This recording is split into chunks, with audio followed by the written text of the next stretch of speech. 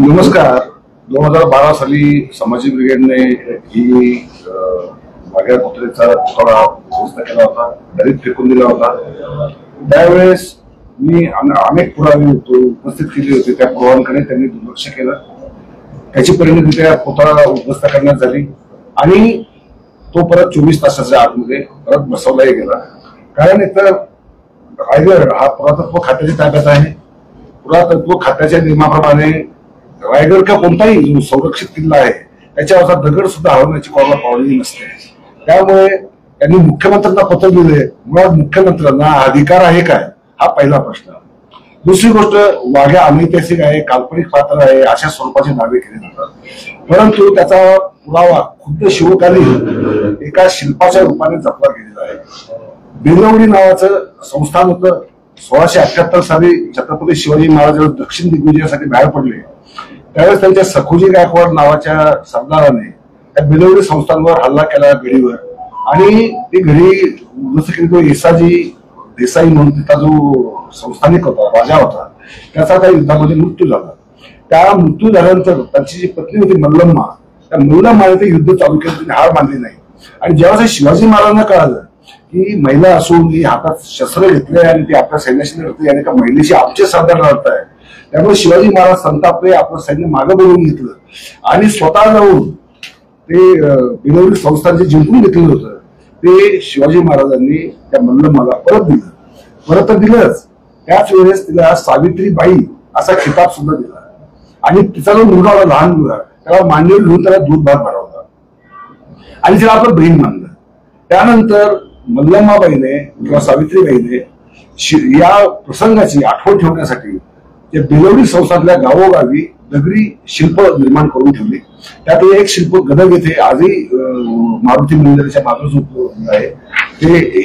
ते शिल्प, या शिल्पामध्ये जर आपण पाहिलं तर छत्रपती शिवाजी महाराज आहेत, त्यांचे मावळे आहेत, अब्दागिरी घेतलेला एक माला मावा उभा आहे आणि त्याच्या बाजूलाच एक श्वान दिसतो आपल्याला. तो मुंगळ हाऊन प्रजातीचा श्वान आहे.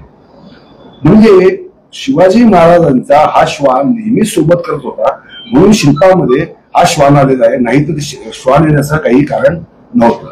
म्हणजे हा शिवाजी महाराजांच्या हयातीतलाच हा पहिला पुरावा आहे. दुसरा पुरावा आपल्याला आश्चर्य वाटेल, जर्मनांनी जपून ठेवलेला आहे. जर्मनांनी 1834 ते 1854 या काळात जे ग्रंथ लिहिले गेले त्याची एक सूची प्रकाशित केली. ती सूची केली 1856 साली प्रकाशित केली. आणि त्या सूचीमध्ये वेअर वॉर शिवाजी, म्हणजे शिवाजी कोण होता असं एक प्रकरण आहे. आणि त्या प्रकरणामध्ये त्यांनी जे लिहिलंय ते मी मराठीत वाचून दाखवतो, कारण मूळ मजकूर जर्मन मध्ये आहे. तो इंग्रजीत मी अनुभव माझ्या एका मित्राकडनं करून घेतला आणि त्याचं हे मराठी रूपांतर मी केलं. तो असा आहे, शिवाजी नैसर्गिक मृत्यूने रायगड येथे 1680 साली मरण पावला. त्याच्या दहस्थळी स्मारक बांधण्यात आले. त्या बाजूलाच एका चबुतऱ्यात दगडावर राशीवपणे घडवलेला पुतळा शिवस्मारकाकडे पाहत आहे. हाच वाघ्या, शिवाजीचा लाडका पुत्र, ज्याने पेटत्या चितेत उडी घेतली होती. हे पुस्तक लिहिले जर्मनांनी. त्या पुस्तकाचं नाव आहे negotiations, authors and subjects of books. म्हणजे जर्मनी एवढा दुसरा देश, त्या देशाचे जे मिशनरी भारतामध्ये आलेले होते त्यांनी सुद्धा रायगडाला भेट दिल्यानंतर जर हा उल्लेख करून ठेवला असेल, आणि जर्मन काय भारताला मित्र देश कधीच नव्हता, सांस्कृतिक संबंध नव्हते, तरी सुद्धा त्यांनी आपलं पितोराने केलं निरीक्षण नोंदवून ठेवलेलं आहे. हे निरीक्षण कशात आले हे आपण पाहिलं पाहिजे. तिसरी गोष्ट, गोगटे नावाचे जे इतिहासकार, महाराष्ट्रातील किल्ले नावाचं पुस्तक लिहिलेलं आहे, 1905 साली ते प्रकाशित झालेलं आहे. त्यात सुद्धा त्यांनी वाघ्या पुत्राबद्दलच्या समाधीबद्दल उल्लेख केलेला आहे. त्यानंतर 1919 साली राम गणेश गडकरांनी राजसन्यासी नाटक लिहिलं, त्याची अर्पण पत्रिका वाघ्याला आहे. आणि त्यात असं लिहिलंय हे अर्पण पत्रिकेत की शिवाजी महाराजांच्या शेजारीच ज्याची समाधी आहे तो हा वाघ्या, जो इमानदार होता, निष्ठावंत होता, त्याची स्वामी भक्त होता, त्याची ही समाधी शिवसमाधी जवळ आहे. त्यावेळेस शिवसमाधीचं काम सुद्धा पूर्ण झालेलं नव्हतं. वाघ्याचा चौथा उरलेला होता. पुतळा वगैरे तर सगळा इंग्रजांनी जो 1818 साली रायगडावर हल्ला केला त्यामुळे रायगडावर बऱ्याचशा वस्तू नष्ट झाल्या होत्या. त्यात खुद्द शिवस्मारकाची जी मेघडंबरी होती ती उद्ध्वस्त झालेली होती. त्यामुळे तिथे समाधी नव्हती, वाघ्याचा चौथरा नव्हता का वाघ्याचं काहीच नव्हतं, हे जे दावे केले जातात हे दादांत खोटे दावे आहे. राम गणेश गडकरींच्या बद्दल या मंडळीला राग का, तर राम गणेश मंडळींना हे ब्राह्मण समजतात. खरं म्हणजे राम गणेश गडकरी ब्राह्मण नाही, ते कायस्थ आहे. असं असूनही हा ब्राह्मणेतर वादामध्ये एका राम गणेश गडकरी सारख्या श्रेष्ठ नाटककाराला खेचणं आणि त्यांच्या वाघ्याला त्यांनी पुस्तकार्पण केलं, आपलं नाटकार्पण केलं, त्यांच्या प्रतिमेचा आपण अपमान करतो आहोत याची भान सुद्धा छत्रपती संभाजी महाराजांनी या आताच्या ठेवलेलं दिसत नाही. चौथी गोष्ट अशी की वाघ्याचा आताचा जो पुतळा आहे तो ज्यावेळेस शिवस्मारकाचं काम पूर्ण झालं, मग उरलेलं जे काम होतं त्यासाठी शिवस्मारकाला काही पैसे कमी पडत होते, मग तुकोजीराजे होळकर यांनी देणगी दिली. त्या देणगीने त्यांनी सांगितलं की आधी स्मारकाचं काम कम्प्लीट करा आणि जे पैसे उरतील त्यातनं जो वाघ्याचा चौथरा आहे त्या चौथऱ्यावर पुन्हा वाघ्याचं स्मारक बनवा. आधी ताशीव दगडी असणारा वाघ्या हा नंतर पंचधातूचा बनवण्यात आला. ते कर्मळकर नावाचे शिल्पकार होते, त्यांना बनवायला वेळ लागला. 1925 साली शिव समाधीचं काम पूर्ण झालं आणि 1936 साली वाघ्याचं सुद्धा काम पूर्ण झालं. म्हणजे वाघ्या ऐतिहासिक नव्हता हा दावा जो केला जातो हा दादांचा चुकीचा आहे.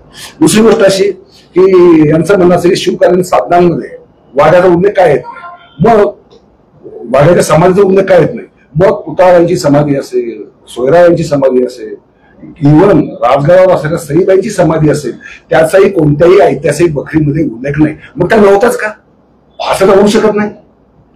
असं असताना प्रत्येक गोष्ट लिहूनच ठेवली जाते, ती आवश्यक वाटते असं काही नसतं. आणि आपल्या इतिहासामध्ये गोंधळ आहे की पावनखिंडचं युद्ध, आताच्या पावनखिंडी ज्याला आपण गोरखिंड म्हणतो किंवा त्याचं नाव पावनखिंड झालं, तिथे झालं की नाही झालं हा प्रश्न आजही आहे. त्यानंतर शिवा काशीद हे पात्र इतिहासात खरं आहे का खोटं आहे याच्याबद्दल सुद्धा वाद होत असतात. पण हे वाद ऐतिहासिक इतिहासकारांच्या पातळीवर ते सोडवले गेले पाहिजे. त्यामुळे ज्याचा इतिहासाशी संबंध नाही, केवळ शिवघराण्याशी काहीतरी संबंध आहे, एखाद्या विशिष्ट जातीशी संबंध आहे, म्हणून दुसऱ्या जातीचा द्वेष करायचा आहे आणि त्यातनं शिवस्मारकच्या शेजारी असणारा वाघ्याचा जो ऐतिहासिक आहे याच्याबद्दल शिवकालीन पुरावे आहे, त्रयस्थ पुरावा पण आहे, याच्याकडे मात्र सोयीस्कररित्या दुर्लक्ष करायचं. हा जो प्रकार आहे इतिहासाची मोडतोड कशी केली जाते आणि त्याच्यावर आज समाजामध्ये, आज वर्तमान समाजामध्ये कशा रीतीने वाद निर्माण केले जातात याचं एक दुर्दैवी उदाहरण आहे. आताच औरंगजेबाच्या कबरीचा वाद झाला, आपल्याला सगळ्यांना माहितीच आहे. खरं म्हणजे खुलताबादला औरंगजेब भारतात काही जगाच्या पाठीवर कुठेही मेला असता त्याची समाधी खुलताबादलाच झाली असती, कारण त्याचं अखेरची इच्छा जी होती की त्याचे जे गुरु आहेत जैनुद्दीन शिराजी त्यांच्या दर्ग्या शेजारीच माझी समाधी व्हावी असं औरंगजेबाचं म्हणणं होतं. त्यामुळे ती समाधी औरंगजेब महाराष्ट्रात मरो अजून कुठेही मरो त्याची समाधी ही खुलताबादला होणार होती, कारण खुलताबादला फक्त औरंगजेब जैनुद्दीन शिराजी कबर नाहीये, तिथे शेकडो कबरी आहेत. त्यात पहिला निजाम आहे, त्यानंतर आदिलशाह आहे, असे जे मलिक अंबर आहे, म्हणजे मोठ्या मोठ्या त्या काळातले मुस्लिम सरदार होते किंवा राजे होते किंवा संस्थानिक होते किंवा सुभेदार होते, त्यांच्या समाध्या सुद्धा खुलताबादला आहे. मग याकडे दुर्लक्ष करायचं आणि वाद माजून द्यायचा. त्या वादातलं काही निघत नाही असं निष्पन्न आलं म्हणून आता वाघ्याचा वाद काढला. म्हणजे हिंदू मुस्लिम वाद करून झाला, आता मराठा धनगर वाद पेटवायचा आहे. हे जे एका छत्रपतींच्या वंशजाने करावं यासारखी दुर्दैवी गोष्ट कोणती असू शकत नाही. छत्रपती शिवाजी महाराज हे सर्व लोकांना रयतेला सोबत घेऊन चालणारे होते. त्यांच्या सैन्यामध्ये त्यांच्या सैन्यात महत्वाची गोष्ट त्यांच्या सैन्यामध्ये कुत्र्यांचंही पथक होतं आणि ते त्याचा उल्लेख डॉग्स इन वर्ल्ड या ऐतिहासिक माहितीची दिली. जसवंतलाल मेहता यांचं जे पुस्तक आहे त्यांनी असं म्हटलं की शिवाजी महाराजांकडे कुत्र्यांची पथक होती आणि गदिमी काव्याने ज्यावेळेस शिवाजी महाराज युद्ध करायचे तर कुत्र्यांची झुंड आधी ते सोडायचे शत्रू आणि गोंधळ उत्पन्न करायचे शत्रू सैन्यामध्ये. आणि मग गोंधळ उत्पन्न झाला की ते मावळ्या येऊन अचानक हल्ला करायची. त्यामुळे शिवाजी महाराजांचे अनेक विजय सोपे झालेले आहे. म्हणजे शिवाजी महाराजांच्या व्यक्तिगत जीवनात तर होताच होता कुत्रा, परंतु त्याच्या सैन्यात सुद्धा कुत्र्यांचं वास्तव्य होतं. आणि आता यांना कुत्रा अपमानास्पद का वाटायला लागला? कुत्रा कधीपासून अपमानास्पद झाला? जो मानवाने 80,000 वर्ष माणसाला दिलेला पहिला प्राणी म्हणजे कुत्रा. म्हणजे ज्यावेळेस माणूस आदिम स्थितीमध्ये होता कुत्र्याला पहिल्यांदा माणसावर वाहनमध्ये जी चित्र आहेत प्राचीन काळची त्याच्यामध्ये माणसाबरोबर कुत्रा चालताना दाखवलेला आहे. शिवाजी महाराजांबद्दल बरोबर कुत्रा असण्याचे अनेक पुरावे आहेत. एवढंच काय, त्यांचा नातू शाहू महाराज, थोरले शाहू महाराज, त्यांचा सुद्धा खंड्या नावाचा कुत्रा होता. त्यांचा सुद्धा खंड्या नावाचा कुत्रा होता. तो एवढा स्वामी भक्त होता. त्याची समाधी आजही संगम माऊली इथे आजही आहे. त्या खंड्याच्या स्वामी भक्तीविषयी सुद्धा एक फलक तिथे लावलेला आहे. म्हणजे माणूस आणि कुत्रा यांच्यात जे प्रेमाचे पूर्वीपासून संबंध राहिले. कुत्रा संरक्षक असतो, इमानदार असतो, आणि कुत्र्याबद्दल अनेक दंतकथा जगभर प्रचलित आहे. कुत्र्याच्या स्वामी निष्ठेबद्दल अनेकदा कुत्रे मालक दिसला नाही तर अन्न पॅक करतात वगैरे, आपलं हे सगळं माहिती आहे. अशा स्थितीमध्ये हा तुम्ही कुत्र्याचाही, एका स्वामी भक्त कुत्र्याचा पण अपमान करताय. आणि पशुपालकांना तर कुत्रा किती महत्वाचा असतो. आता दत्तगुरूंबरोबर 3 कुत्रे असतात हे आपल्याला माहिती आहे. खंडेराव, महाराष्ट्राचे कुलदैवत खंडोबा, त्यांची एक प्रश्न असा विचारायचा, तुम्ही आत्ताचे ऐतिहासिक पुरावे दिले ना, म्हणजे छत्रपतींच्या घराण्यातल्या अनेक समाधी नाहीत असं म्हणाला, तो कुठे कुणाच्या नावं घेतलं, तुम्ही एकदा ते रिपीट करताय का? आता बघा, पुतळाबाईंचं श्री समाधी असावी असं काही लोकांचा तर्क आहे. परंतु पुतळाबाई सती गेल्या हा इतिहास आहे. आणि सतीची वृंदावन असतं किंवा स्मारक शिळा असतं, सती शिळा आपण ज्याला म्हणतो. आणि ती सती शिळा रायगावर आहे. जगदीश्वर मंदिराच्या बाजूला ती सती शिळा ठेवलेली आहे. वृंदावन काय बांधले गेलेलं नाही.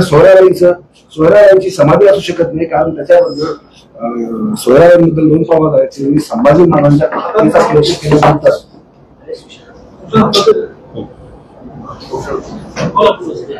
हत्येचा प्रयत्न केल्यानंतर एक पुरावा बखरीमधला असं सांगतो की सोयराबाईंना भिंतीमध्ये चिरून मारलं, किंवा सोयराबाईंनी स्वतः विष घेऊन आत्महत्या केली. आणि डॉक्टर कमल गोखले हे इतिहासकार आहेत. यांनी हे त्यांच्या संभाजी राजांचं जे त्यांनी विस्तृत चरित्र दिलं त्याच्यामध्ये नमूद केलेलं आहे. त्याच्यामुळं सोयराबाईंची समाधी असू शकत नाही. यांचं म्हणणं सईबाईंची असेल. आता सईबाईंची समाधी तर राजगडावर आहे, आजही आहे. त्यामुळं ती रायगडावर कशी? आणि सईबाईंच्या समाधीचा उल्लेख काय कागदपत्रात नाही, किंवा शिवघराण्यातल्या कोणाची म्हणजे त्यांच्या ज्या राण्या होत्या त्यांच्या समाधीचे उल्लेख नाहीये. मग एका कुत्र्याच्या समाधीचा उल्लेख केला जाईल याची अपेक्षा आपण कशी ठेवू शकतो? इतिहासामध्ये असे पुरावे असतात की काही लिखित स्वरूपात मिळतात, तर काही वास्तूच्या रूपात मिळतात, काही पुरातत्व खात्याच्या रूपाने मिळतात. आणि त्यातनं आपण अन्वय अर्थ इतिहासाचा काढायचा असतो. ते काम सुबुद्ध लोकांचं आहे, निर्बुद्ध लोकांचं नाही. त्यांनी त्या भांगडीत पडू पण नाही. त्यांनी इतिहास वाचावा, पाटल्याला घ्यावा, नाही सोडून द्यावा. कारण उद्या नवीन पुरावा ते इतिहास बदलतच असतो. इतिहास काय कायम आहे तसा काही राहत नाही. नवीन समजा कागदपत्र मिळाली काय मिळाली, परंतु हा त्यांच्या समकालीन पुरावा ऑलरेडी मिळालेला आहे कुत्र्याच्या अस्तित्वाचा. आणि त्याला आपण नाकारायचा प्रयत्न करणं हा शिवद्रोह आहे, महाराष्ट्रद्रोह आहे, आणि समाजाशी केलेला घोर प्रतारणा आहे असं मला म्हणावंसं वाटलं या संदर्भात एक इतिहासकार.